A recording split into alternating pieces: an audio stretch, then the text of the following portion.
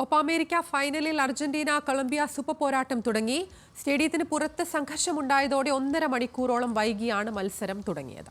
Rujeesh V രവീന്ദ്രനുണ്ട് വിശദാംശങ്ങളുമായി. രുജീഷ്, അല്പം വൈകിയാണെങ്കിലും മത്സരം ആരംഭിച്ചിരിക്കുകയാണ്. എന്താണ് സംഘർഷത്തിലേക്ക് നയിച്ച സാഹചര്യം? എനിക്ക് തോന്നുന്നു വലിയ ആരാധകരുള്ള ടീമാണ്. എത്രത്തോളം ആവേശകരമാണ് മത്സരം? അത് തന്നെയാണ് ഈ കളത്തിനുള്ളിലുള്ള ആവേശം തന്നെ സ്റ്റേഡിയത്തിന് പുറത്തും കണ്ടു എന്നതാണ് ഇന്ന് മത്സരം ഇത്തരത്തിൽ വൈകാനുള്ള ഒരു സാഹചര്യം ഉണ്ടായത്. കാരണം സ്റ്റേഡിയത്തിൽ പ്രവേശിക്കാൻ കഴിയുന്നതിൻ്റെ ഇരട്ടിയോളം ആരാധകരാണ് ഈ നഗരത്തിൽ മയാമിയിൽ ഒത്തുകൂടിയത്. അവർ ഈ സ്റ്റേഡിയത്തിലേക്ക് ഇരച്ചു കയറി എത്തുകയായിരുന്നു.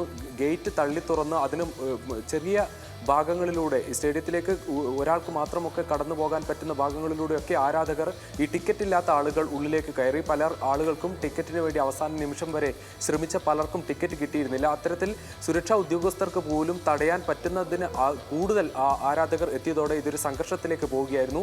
കുട്ടികളടക്കം സ്ത്രീകളടക്കം പല ആളുകൾക്കും പരിക്കേറ്റ് അവരെയൊക്കെ എടുത്ത് സുരക്ഷാ ഉദ്യോഗസ്ഥർ കൊണ്ടുപോകുന്ന ദൃശ്യങ്ങൾ നമുക്ക് കാണാമായിരുന്നു. ഇപ്പോഴും ദൃശ്യങ്ങളിൽ കാണാം. അത് അത്തരത്തിൽ വലിയ സംഘർഷത്തിലേക്കാണ് കാര്യങ്ങൾ പോയത്.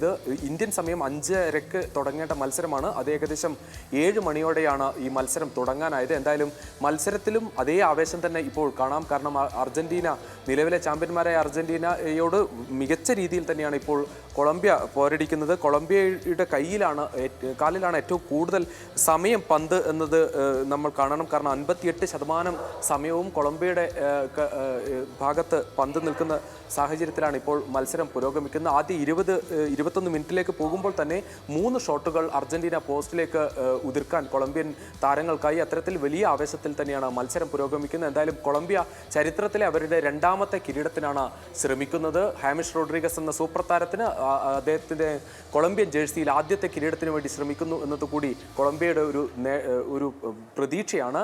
അതോടൊപ്പം അർജന്റീനയ്ക്ക് ലിയോണൽ മെസ്സിയുടെ നേതൃത്വത്തിലുള്ള ടീം 3 കിരീടങ്ങൾ നേടി 4ാമത്തെ കിരീടത്തിന് വേണ്ടിയുള്ള ഒരു ശ്രമത്തിലാണ്. നിലവിലെ ചാമ്പ്യന്മാരാണ്. അത് ഈ ചാമ്പ്യൻ പട്ടം നിലനിർത്തുക തന്നെയാണ് അർജന്റീനയുടെ ലക്ഷ്യം. അതോടൊപ്പം അവരുടെ ഏറ്റവും പ്രധാനപ്പെട്ട താരങ്ങളിൽ ഒരാളായ ഡി മരിയ വിരമിക്കാൻ പോകുന്നു. ഈ മത്സരത്തോടെ അദ്ദേഹം വിരമിക്കുമ്പോൾ അത് കിരീടത്തോടുകൂടി തന്നെ വിരമിക്കണമെന്ന് ലിയോണൽ മെസ്സി തന്നെ കഴിഞ്ഞ ദിവസം പറയുകയുണ്ടായി. അത്തരത്തിൽ ഈ എല്ലാ ആരാധകർക്കും വലിയ ആവേശത്തോടെയുള്ള ഒരു മത്സരമാണ്. ഈ ടൂർണമെന്റിലെ ഏറ്റവും ശക്തരായ 2 ടീമുകൾ തമ്മിൽ തന്നെയാണ് ഈ മത്സരം എന്നതും ഏറ്റവും പ്രത്യേകതയാണ്. കാരണം കൊളംബിയ വരുന്നത് 28 മത്സരങ്ങൾ അപരാജിതമായ ഒരു മുന്നേറ്റത്തിലൂടെയാണ് കൊളംബിയ വരുന്നത്.